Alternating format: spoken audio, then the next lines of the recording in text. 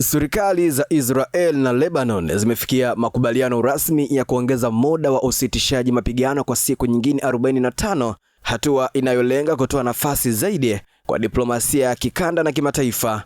Makubaliano hayo mapya yanafuatia msururu wa mazungumzo mazito yaliyofanyika nchini Marekani mwezi Aprili, ambapo mkataba wa awali ulikuwa unatarajiwa kufikia kikomo siku ya Jumapili.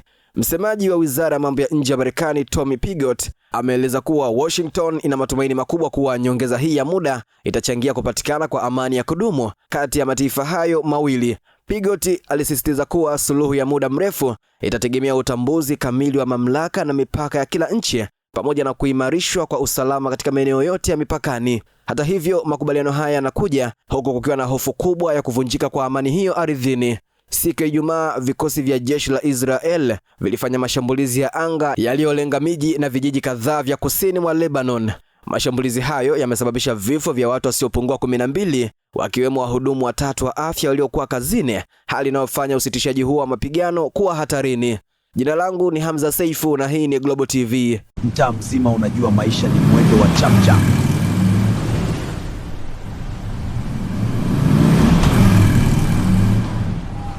Mtaa mzima unajua maisha ni mwendo wa chapchap.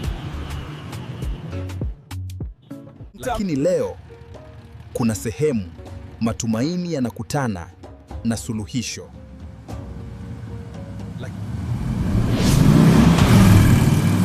Kwa nini unahangaika?